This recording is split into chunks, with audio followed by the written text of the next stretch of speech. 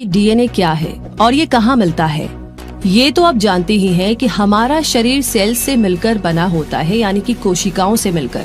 और हमारे शरीर की लगभग हर कोशिका में डीएनए यानी कि जेनेटिक कोड पाया जाता है। सिर्फ आरबीसी यानी कि रेड ब्लड सेल्स में डीएनए नहीं होता है। ये डीएनए ही हमें हमारी पहचान देता है। ये डीएनए इतना महत्वपूर्ण इसीलिए होता है क्योंकि इसमें हमारे डेवलपमेंट, हमारी ग्रोथ, रिप्रोडक्शन और कार्य के लिए निर्देश होते हैं।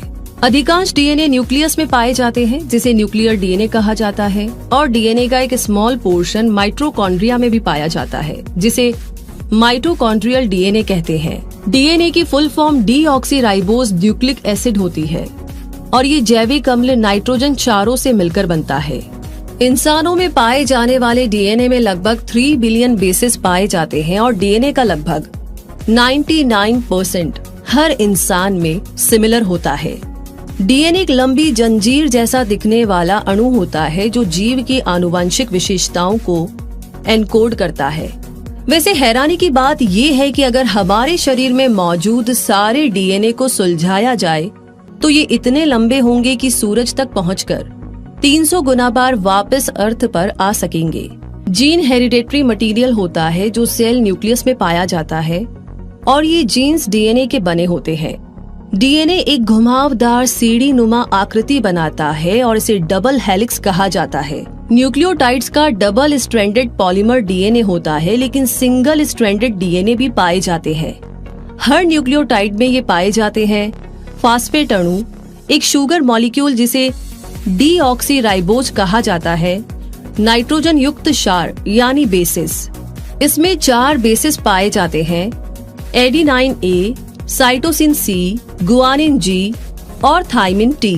इन चारों बेसिस का क्रम ही आनुवंशिक कोड बनाता है जो जीवन के सभी जरूरी कामों को करने के लिए हमें निर्देश देते हैं। इन बेसिस के क्रम को डीएनए सीक्वेंस कहा जाता है। इन बेसिस में से एडेनिन थाइमिन के साथ और गुआनिन साइटोनिन के साथ बॉन्ड बनाता है। बॉन्ड के साथ ये बेस एक फास्फेट और एक पेंटोस शुगर के साथ भी बंधा होता है। इसीलिए नाइट्रोजन बेस फॉस्फेट और पेंटोस शुगर से बने डीएनए को न्यूक्लियोटाइड कहा जाता है। डीएनए अपने स्ट्रक्चर की हूबहू कॉपी बना सकता है, यानी डीएनए अपने जैसा नया डीएनए बना सकता है और ये प्रक्रिया सेल डिवीजन के लिए जरूरी भी होती है। अक्सर डीएनए से बना हुआ नया डीएनए 100% उसके समान ही होता है, लेकिन कभी कभी जब ये नया बना डीएनए पूरी तरह समान नहीं हो पाता है तो बॉडी में हार्मफुल म्यूटेशंस भी पैदा कर सकता है। आप डीएनए को एक पेन ड्राइव भी कह सकते हैं क्योंकि डीएनए हमारे शरीर की सारी जानकारी अपने अंदर स्टोर करके रखता है और 1 ग्राम डीएनए 700 टेराबाइट्स की जानकारी स्टोर कर सकता है। तो सोचिए, अगर दुनिया भर की इंफॉर्मेशन को आप स्टोर करना चाहे तो आपको सिर्फ 2 ग्राम डीएनए की जरूरत पड़ेगी। वैसे डीएनए क्या होता है और कहाँ पाया जाता है, ये जानने के बाद अब सवाल ये है कि डीएनए की खोज किसने की।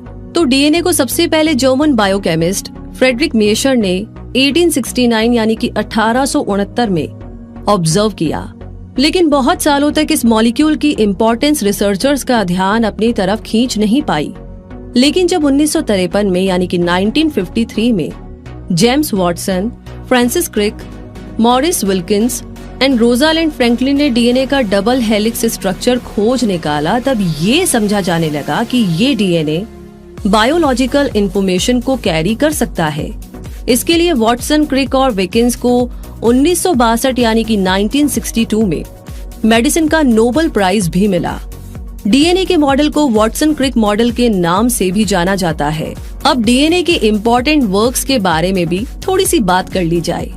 डीएनए रेप्लिकेशन, ट्रांसक्रिप्शन और जेनेटिक इंफॉर्मेशन को ट्रांसफर करने के इम्पोर्टेंट काम करता है। रेप्लिकेशन डीएनए के नकल करने की प्रक्रिया है जिसमें डीएनए अपनी नकल करके अपने जैसा दूसरा डीएनए बना लेता है। ऐसा होने से शरीर में क्रोमोसोम्स की संख्या नियंत्रित रहती है और सेल डिवीजन भी प्रेरित होता है। ट्रांसक्रिप्शन के जरिए डीएनए हमारे शरीर में मौजूद आरएनए का निर्माण करता है।